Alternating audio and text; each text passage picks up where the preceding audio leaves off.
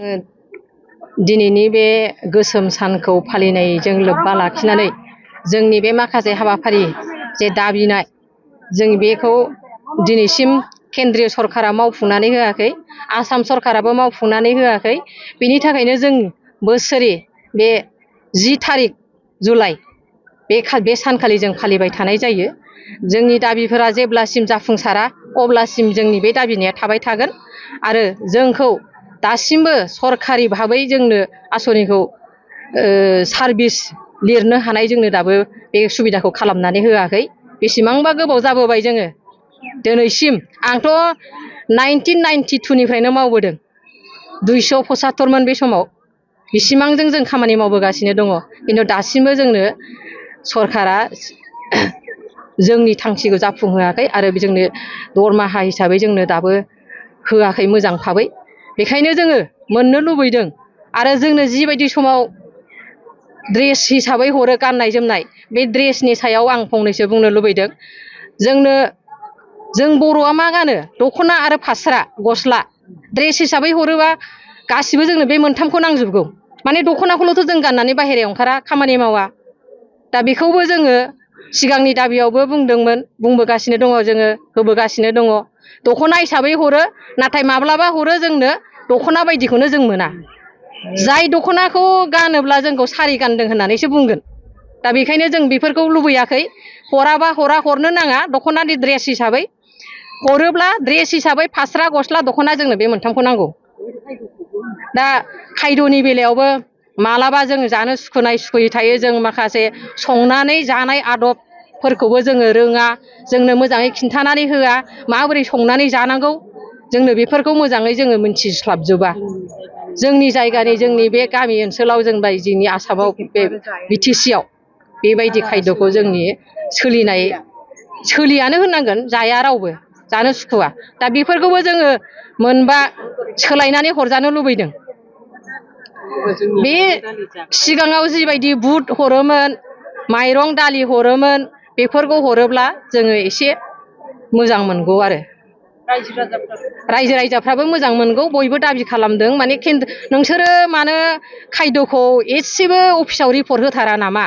जों पाब्लिकआ रावबो जानो लुबैया, जाया, बेबायदि खायद'खौ मानो लाबोयो? नै बेबायदि सोंनाय जोंनि सिगाङाव फैयो आरो जोंनो फोरोंनाय बेलायाव माखासे बिजाब हरो। बे बिजाबाव एसामिस आरो इंलिस थायो, खिन्थु जों बर' मिडियाम ना, बर' हिसाबै जोङो फोरोंनो ट्रेन्सलेट खालामनो हाया, जोङो उसुबिदा जायो। बेखायनो जोंनो बिजाबखौबो बर' नांगौ होननानै जोङो दाबि खालामबोबाय थादों आरो जोंनि दाबिया बे थाबाय थागोन। जेब्लासिम होआ बिसिमाव जोंना थाबाय थागोन। আমাৰ চৰকাৰৰ লগত এইটো লৈ প্ৰতিবাদ। আজি আমাৰ দাবী দিৱস, কলা দিৱস হিচাপে এইটো আমি পালন কৰোঁ প্ৰতি বছৰে। যেতিয়ালৈকে আমাৰ এই দাবী পূৰণ নহয় তেতিয়ালৈকে আমাৰ কলা দিৱস প্ৰতি বছৰত 10 জুলাই চলি আছে আৰু থাকিব। আমাৰ দাবী হৈছে কেন্দ্ৰীয় বাজেটত 18 চনৰ পৰা কেন্দ্ৰীয় চৰকাৰে আমাক বাজেটত 1 টকাও ধৰা নাই। গতিকে এইবাৰ বাজেটত আমাৰ 1 টকাও ধৰা নাই। গতিকে কেন্দ্ৰীয় বাজেটত আমাৰ কোনো পইচা ধৰা নাই, মাননি ধৰা নাই। আৰু আমি দাবী কৰিছোঁ আমাৰ মাননিৰ সলনি মজুৰিহে লাগে। কাৰণ আমাক চৰকাৰে যি কাম দিছে, সমান কাম কৰি আছো, আমি সমান কামৰ সমান মজুৰি খুজিছোঁ। আমি প্ৰাপ্য মজুৰি খুজিছোঁ, প্ৰাপ্য আমাৰ যিটো দাবী অধিকাৰ এইটো খুজিছোঁ, কিন্তু চৰকাৰে দিয়া নাই।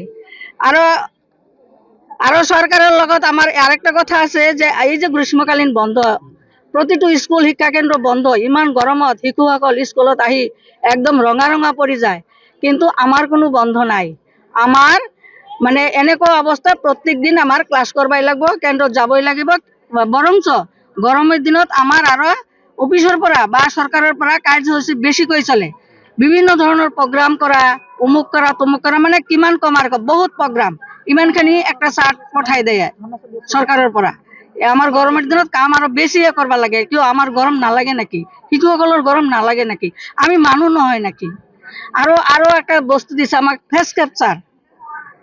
এই ফেস ক্যাপচার লোৱাতে আমাৰ যি দিগদার হৈছে, কেতিয়াবা মোবাইলত কাম নকৰে, কেতিয়াবা টাৱাৰ নাথাকে, বহুত ধৰণৰ অসুবিধা হৈছে। কিন্তু এই ফেস ক্যাপচার আমার লবই লাগিব। এনেকৈ একটা অর্ডার দেয় 1 তাৰিখৰ পৰা 5 তাৰিখৰ ভিতৰত আমাৰ ফেচ কেপচাৰ মানে ল'বই লাগিব, দিবই লাগিব। আমি কেনেকৈ ল'ম যদি মোবাইলত কাম কৰে? মোবাইল একটা দিছে একদম কম দামত, তাতে কাম নহয় আমাৰ। এইটো কৰিবই লাগিব। এনেকুৱা চৰকাৰে আমাৰ ওপৰত প্ৰেছাৰ দি আছে।